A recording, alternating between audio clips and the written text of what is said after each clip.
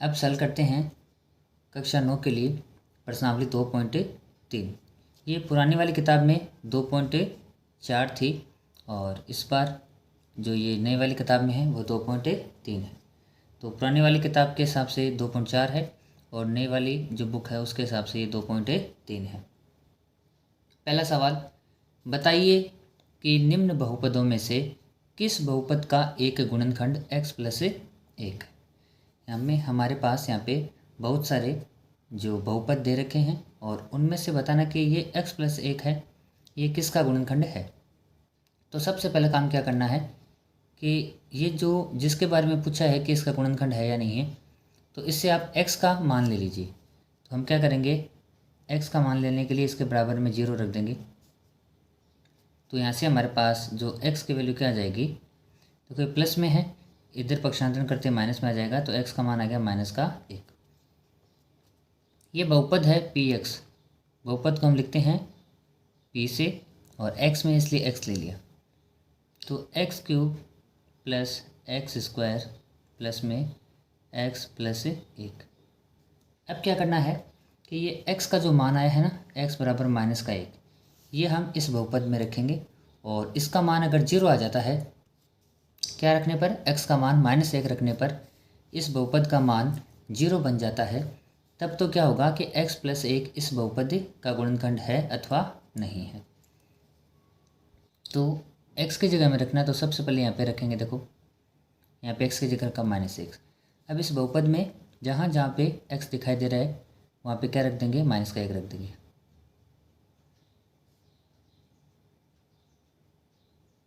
और ये मान रखने पर अगर इस बहुपद का मान 0 बन जाता है, तब तो x प्लस 1 इसका गुणनखंड है, नहीं तो नहीं होगा।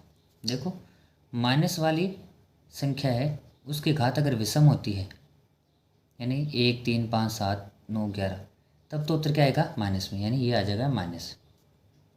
और 1 की पावर 3 का मतलब होता है 1। माइनस वाली संख्या की घात अगर सम होती है ना, सम, तो विषम होती है तब तो माइनस में उत्तर आता है, और माइनस वाली संख्या की घात अगर सम होती है तो उत्तर प्लस में आता है। या फिर ऐसे भी कह सकते हैं कि माइनस का स्क्वायर करने पे बनता है प्लस का, और 1 का स्क्वायर क्या हो गया, 1। प्लस माइनस जब ये ब्रैकेट हटेगा तो प्लस और माइनस आपस में गुण होकर बन जाएगा माइनस, और माइनस का 1 आ जाएगा, और ये आ गया प्लस का 1। देखो माइनस, ये प्लस का है, ये माइनस का, दोनों कैंसिल हो गए, और ये भी प्लस का और ये भी माइनस का, तो दोनों क्या हो गए, कैंसिल, तो क्या बन गया, 0। तो इसमें से x का मान हमने लिया -1, और यहाँ पे इस बहुपद में जब ये x की जगह -1 रखा तो इस बहुपद का मान कितना हो रहा है, 0 हो रहा है। तो हम कह सकते हैं कि x प्लस 1 px का गुणनखंड है।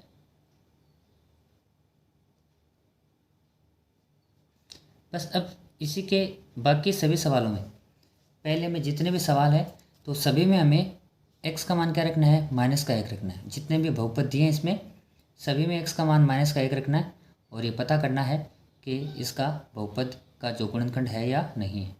तो ये कब होगा, जब x बराबर -1 रखने पर बहुपद का मान 0 हो जाता है, तब x प्लस 1 इन बहुपदों का गुणनखंड होगा।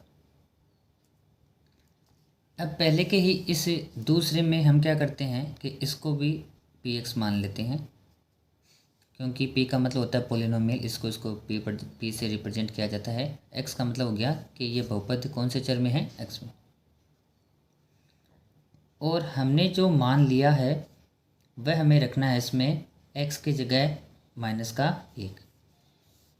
तो हम क्या करेंगे, यहाँ पे -1 रख देंगे, क्योंकि इन बहुपदों के लिए क्या चेक करना है कि x प्लस 1 इन बहुपदों का गुणनखंड है या नहीं है।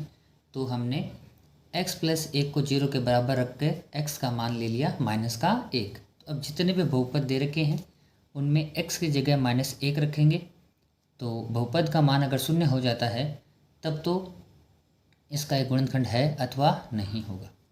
तो देखो x की जगह रखा -1 और घात कितनी है, 4, प्लस यहाँ पे x की जगह रखा घात इसकी 3, प्लस x की जगह -1 और घात कितनी आई, 2, प्लस x की जगह -1 और प्लस में क्या आ गया, 1। अब हमें इसको बस थोड़ा सा सरल करना है। -1 यानी अंदर है माइनस और घात है सम, तो उत्तर किस में आएगा? प्लस में आएगा। और 1 की पावर 4 कितनी हो गई? 1। अब देखो माइनस की घात है विषम, तो इसका उत्तर बनेगा माइनस में, लेकिन बाहर क्या है? प्लस, तो प्लस माइनस गुणा के क्या बन जाएगा? माइनस। क्योंकि माइनस की घात अगर विषम होती है तो उत्तर माइनस में आता है। और 1 की पावर 3 कितना जाएगा? 1। अब यहाँ पे देखो माइनस की घात हो रही है सम, तो उत्तर प्लस में आएगा। बाहर प्लस है तो यहाँ पे क्या लिख देते हैं? प्लस लिख देते हैं। और 1 का स्क्वायर किया तो 1। अब इसका ब्रैकेट हटाएंगे तो प्लस और माइनस गुणा के बन जाएगा माइनस का 1 और प्लस का 1।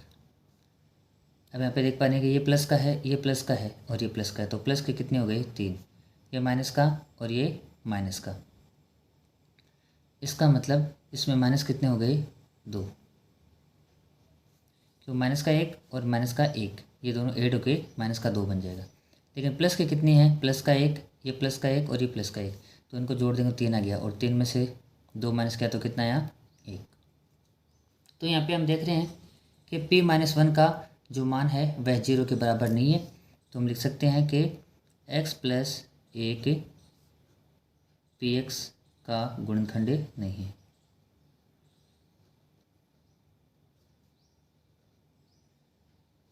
यानी ये जो बहुपद है ना हमारे पास, इसका ये गुणनखंड नहीं होगा। बाकी इनके सभी सवालों में हमें इसे चेक करना है। अब पहले के ही तीसरे सवाल में इसको भी px के बराबर ले लेते हैं और इसमें भी x की जगह हमें जो वैल्यू रखनी है वह कितनी रखनी है? -1।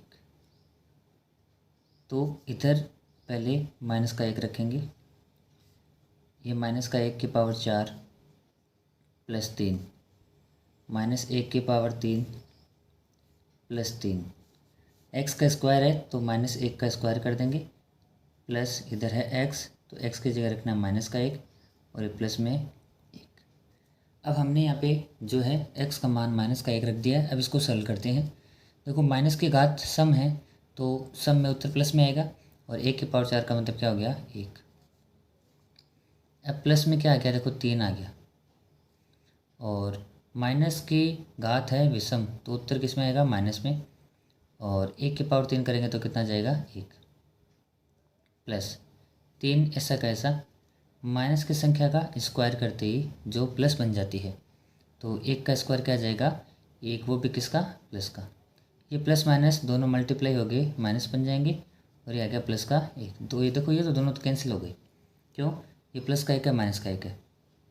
अब इसको थोड़ा सरल करते हैं तो देखो प्लस माइनस माइनस, तो 3 एकम 3, और ये आ गया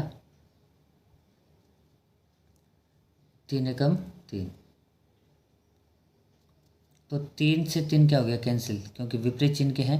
यहाँ पे भी क्या रह गया? 1 रह गया। इसका मतलब ये भी क्या है? x + 1 px का गुणनखंड नहीं है, यानी इस बहुपद का गुणनखंड नहीं है।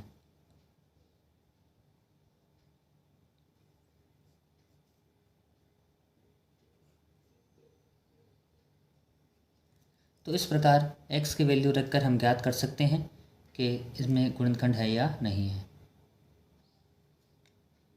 तो अब पहले के ही चौथे सवाल में क्या करेंगे? सबसे पहले इसको बहुपद, जो ये बहुपद है इसको px मान लेंगे, और x³ - x² - 2 + √2x और प्लस में √2। अब इसमें भी क्या करना है? x की जगह -1 रखना है, तो इधर -1 की पावर 3 माइनस x भी किसका है? माइनस का, और घात कितनी लग रही है? 2। ये माइनस फिर 2 + √2, और x की जगह रखेंगे -1, प्लस में क्या आ जाएगा? √2। माइनस की घात क्या है? विषम है, तो उत्तर किस में आएगा? माइनस में। और 1 की पावर 3 का मतलब होता है 1। अब देखो ये माइनस का स्क्वायर कर रहे हैं तो प्लस बन जाएगा। क्या बन जाएगा? प्लस। लेकिन बाहर क्या है? माइनस, तो फिर उससे गुणा होकर क्या बन जाएगा? माइनस। और 1 का स्क्वायर क्या बन जाएगा? 1। यहाँ पे ये चीज़ ध्यान में रखनी है। -1 का स्क्वायर, तो माइनस वाली संख्या का स्क्वायर करते प्लस बनेगा, लेकिन बाहर माइनस होने के कारण ये वापस क्या बन जाएगा, माइनस। अब ये माइनस इस माइनस से गुणा कर देते हैं सीधा सीधा, तो माइनस और माइनस गुणा के क्या बन गया, प्लस। और 2 प्लस रूट 2 1 से गुणा होके ऐसा का ऐसा आ जाएगा, 2 प्लस रूट 2 और प्लस में रूट 2। अब देखो ये दोनों माइनस माइनस के ऐड हो जाएंगे, तो माइनस का 2 और ये आ गया प्लस का 2, और रूट 2 और रूट 2 होते हैं 2 रूट 2, ये दोनों जुड़ जाएंगे, तो ये प्लस और माइनस दोनों कैंसिल हो जाएंगे। तो हमारे पास जो आंसर है वह किस में नहीं आ रहा है, 0 में नहीं आ रहा है। इसका मतलब क्या हो गया कि x प्लस 1 कौन से बहुपद का, ये जो बहुपद हमने माना है px, इसका गुणनखंड नहीं है।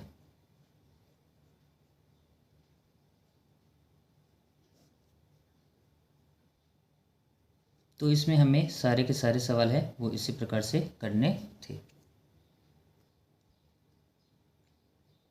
अब प्रश्न नंबर 2 सॉल्व करते हैं। इसमें जो हमने पहला क्वेश्चन किया था उसी की तरह से ये हमें सॉल्व करना है। सवाल दिया गया है कि प्रत्येक स्थिति में gx px का एक गुणनखंड है या नहीं है, ये हमें जो ज्ञात करना है। तो जैसे हमने क्या किया था, इसके बारे में पूछा गया है कि ये इस बहुपद का गुणनखंड है या नहीं। तो हम क्या करेंगे कि इसको रख देंगे 0 के बराबर। तो यहाँ से x प्लस 1 बराबर 0 रखेंगे और इससे हम x का मान ले लेंगे। तो ये प्लस में है, इधर आते माइनस में आ जाएगा, तो यहाँ से x बराबर आ गया माइनस का 1। अब हमें क्या करना होगा, ये जो x बराबर माइनस 1 है इस बहुपद में वैल्यू रखेंगे। तो इधर हम लिख देंगे कि px की जगह माइनस का 1 बराबर 2 माइनस 1 की पावर 3 प्लस x की जगह माइनस 1 रखा, इस पे घात 2 है तो 2, फिर माइनस 2 x की जगह माइनस का 1 और यहाँ पे भी माइनस का 1। अभी मैंने आपको बताया था कि माइनस वाली संख्या के ऊपर घात विषम होती है तो उत्तर आता है माइनस में, और 1 की पावर 3 का मतलब होता है 1। और माइनस में घात अगर सम होती है तो उत्तर प्लस में आता है। तो यहाँ पे 1 का स्क्वायर करते क्या बन जाएगा, प्लस का 1। अब ये माइनस है और ये भी माइनस है, तो दोनों माइनस माइनस गुणों के क्या बन जाएंगे, प्लस। और 2 को 1 से गुणा किया तो 2, और ये आ गया इधर माइनस का 1। देखो ये प्लस और माइनस आपस में गुणा होकर बन जाएगा माइनस का 2, और ये प्लस का 1 है, ये माइनस का 1 है, तो उसको हम ऐसे भी काट सकते हैं, और ये आ गया प्लस का 2। ये प्लस का ये माइनस का है, तो ये क्या बन जाएगा, 0 बन जाएगा। इसका मतलब हमारे पास जो p-1 का मान है वो कितना आया है, 0 के बराबर आया। तो हम कह सकते हैं कि जो gx है वह इस बहुपद px का गुणनखंड है। तो स्टूडेंट्स जो हमने पहला सवाल किया था उसी के टाइप के ये सारे के सारे सवाल हैं। तो दूसरे सवाल में जितने भी हमें सवाल करने हैं वो इसी प्रकार से करने हैं।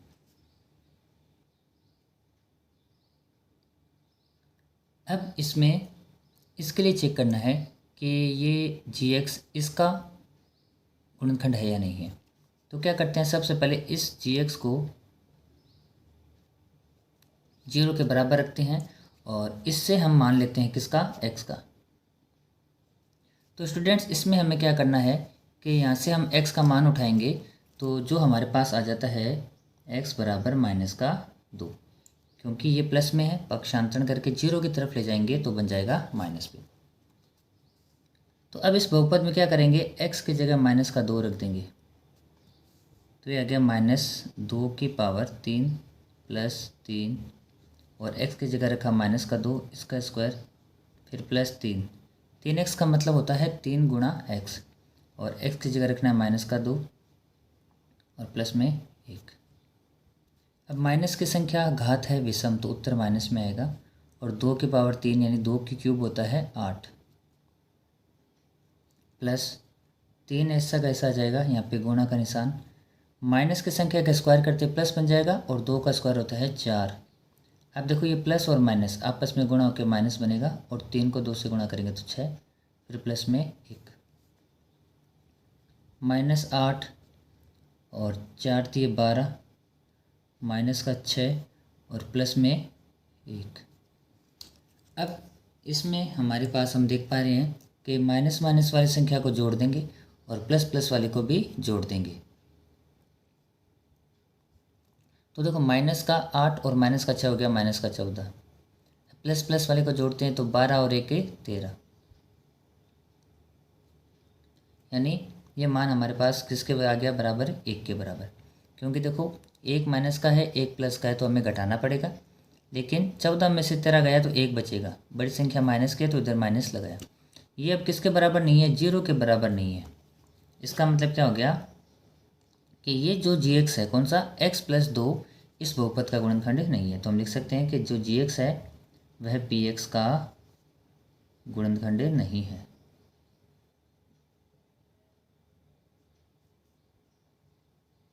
तो ये जो इस दूसरे सवाल में भी जितने सवाल हैं ना, उनमें सभी में क्या करना है, यही पता करना है कि इनके आगे जो दिए गए हैं वो इस बहुपद के गुणनखंड है या नहीं है। अब सरल करते हैं दूसरे का ही तीसरा क्वेश्चन। इसमें ये बताना कि ये gx, देखो स्टूडेंट्स इस दूसरे में जो gx है ना उन सब में वैल्यू बदल बदल के आ रही है। तो अब इसके लिए पता करना है कि x-3 इस बहुपद का गुणनखंड है या नहीं है। तो हर बार की तरह हम क्या करेंगे, इसको भी 0 के बराबर रख देंगे और इससे किसकी वैल्यू आ जाएगी, x की वैल्यू आ जाएगी। माइनस का ना इधर आते ही आ जाएगा प्लस में, तो x बराबर आ जाएगा +3। और ये वैल्यू हमें रखनी है इसमें बहुपद में x की जगह, सॉरी यहाँ पे +3 है तो ये है +3। तो x की जगह रखा 3, इसकी पावर कितनी है 3 -4, x की जगह 3 रखना है और इसका स्क्वायर प्लस में यहाँ पे 3 रखा, प्लस में क्या आ गया 6। 3 की क्यूब होती है 27 माइनस 3 का स्क्वायर 9 और 9 चौके कितना आ गया 36, प्लस में ये 3 और प्लस में 6। अब क्या करेंगे, प्लस प्लस वाली संख्याओं को जोड़ लेंगे और इनमें देखो एक माइनस की है तो ये आ गया 6 और 3 9, और 27 और 9 कितने होते हैं, इसमें 27 और 9 हो जाते हैं अपने 36, और ये प्लस का 36 आ गया और ये आ गया माइनस का 36, जो किसके बराबर बन जाता है 0। तो हम कह सकते हैं कि जो P3 है ना वो बराबर है किसके, 0 के। तो इसमें gx है वह इस बहुपद px का गुणनखंड हो जाएगा।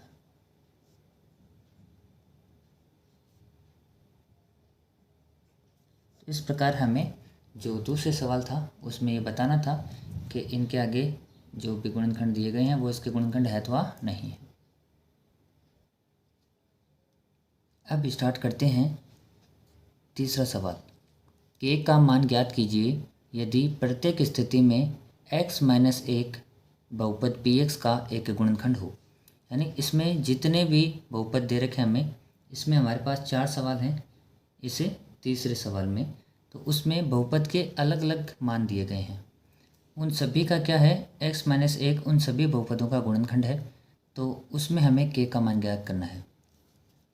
तो जैसे हमने पिछले सवालों में किया था कि अगर ये इसका x-1 है, इस बहुपद का गुणनखंड है, तो हमें क्या करना होगा कि अगर इससे x का मान लेते हैं x-1 बराबर 0, तो इससे x का मान कितना आ गया, +1। यानी x-1 अगर इस बहुपद का गुणनखंड है तो इससे x का मान लेकर इसमें रखने पर जो मान क्या आ जाएगा, 0 के बराबर आ जाएगा। तो अब ये तो x-1 इसका गुणनखंड है, इसका मतलब क्या होगा कि अगर इसमें x की जगह 1 रख देंगे ना तो वो मान किसके बराबर होगा, 0 के बराबर होगा। ये निश्चित है। क्यों, क्योंकि इसने पहले बता दिया कि x-1 है जो इस बहुपद का क्या है, गुणनखंड है। अब देखो P1 वो किसके बराबर आएगा, 0 के बराबर। इसका मतलब ये भी किसके बराबर होगा, 0 के बराबर। तो हमें क्या करना होगा कि इसके बराबर भी सबसे पहले क्या करते हैं, x की जगह मान रख देते हैं x का स्क्वायर प्लस में x की जगह 1 और प्लस में क्या आ गया k, और ये किसके बराबर होगा, 0 के बराबर। क्यों, क्योंकि x-1 इस बहुपद का गुणनखंड है, तो इससे x का मान इसमें रखेंगे ना, तो मान क्या बन जाएगा 0 के बराबर। 1 का स्क्वायर 1, प्लस में 1 और प्लस में k बराबर क्या आ जाएगा 0।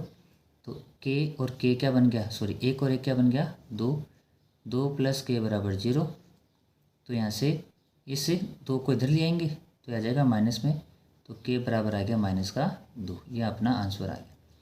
स्टूडेंट्स, इसमें जितने भी सवाल है तीसरे में वो हमें सारे के सारे इसी टाइप से करने हैं। अब उनमें सभी जितने भी बहुपद दे रखे ना, उनका एक गुणनखंड कौन सा है, x माइनस 1 है। तो इससे हमारे पास x का मान क्या आ गया 1 आ गया। अब आगे हम जितने भी सवाल करेंगे इस तीसरे के, उनमें सभी में x की वैल्यू क्या रखेंगे 1 रखेंगे, तो किसके बराबर होना चाहिए 0 के बराबर हो जाएगा। तो इसमें हमारे पास पहला जो मान आ गया है, पहले बहुपद के लिए k का मान कितना आ गया है माइनस का 2। अब इस बहुपद में भी हमें क्या करना है, x के जगह क्या रखना है 1 रखना है। तो हम लिख देंगे कि x बराबर 1 रखने पर, क्योंकि हमें ये पहले बता दिया गया है कि x माइनस 1 इस बहुपद का क्या है गुणनखंड है। तीसरे सवाल में जितने भी बहुपद दिए हुए ना, उनके x माइनस 1 उनका एक गुणनखंड है। तो x माइनस 1 से हमने x की वैल्यू जो कितना आया x बराबर 1। अब ये x बराबर 1 हम इस बहुपद में रखेंगे तो कितना आएगा P1, वो किसके बराबर आ जाएगा 0 के बराबर। तो जहाँ जहाँ पर क्या दिखाई दे रहा है x दिखाई दे रहा है, उसकी जगह 1 रखते हैं। तो 2 1x स्क्वायर प्लस k, और x की जगह रखना है हमें 1 प्लस में रूट 2, और ये मान किसके बराबर होगा 0 के बराबर, क्योंकि गुणनखंड है इसलिए मान 0 के बराबर होना चाहिए। तो 1 का स्क्वायर कितना आ जाएगा 1, और 1 को 2 से गुणा किया तो 2, प्लस में इधर k प्लस रूट 2 बराबर 0। अब हमें तो k का मान चाहिए, ये दोनों प्लस में इधर पक्षांतर में लेके आएंगे तो माइनस, ये भी माइनस का और रूट 2 भी किसका आ जाएगा माइनस का। तो अब क्या कर सकते हैं, इन दोनों में से माइनस कॉमन ले लेंगे, तो माइनस कॉमन लेने पे ये बन जाएंगे दोनों किसके प्लस के। तो हमारे पास इसमें k की वैल्यू आ जाएगी माइनस ब्रैकेट में 2 रूट प्लस का 2। तो इसमें तीसरे सवाल में जितने भी बहुपद दिए ना, इनमें हमें x बराबर 1 रखना होगा। अब इस तीसरे सवाल में हमें x का मान 1 रखना है, जैसा कि हम पीछे इसके 2 सवालों में रखते हैं। तो इसमें भी क्या करेंगे x बराबर 1 रखने पर,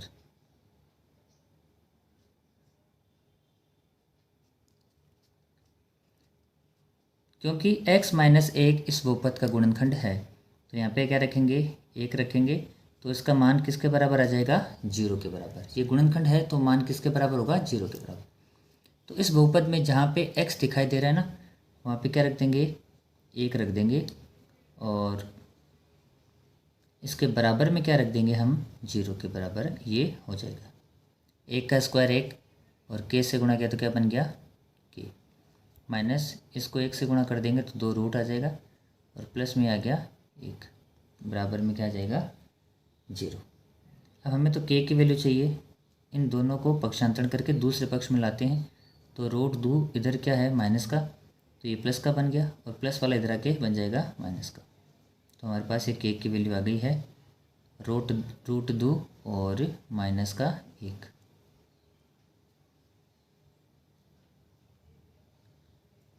अब इस तीसरे के अंतिम सवाल यानी चौथे सवाल में हमें k का मान ज्ञात करना है, और ये बताया गया है कि x माइनस 1 इसका एक गुणनखंड है।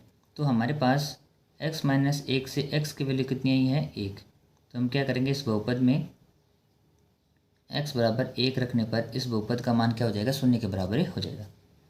तो यानी P1 x की जगह 1 रखा तो इस बहुपद का मान 0 होगा, क्योंकि x माइनस 1 इस बहुपद का क्या है एक गुणनखंड है।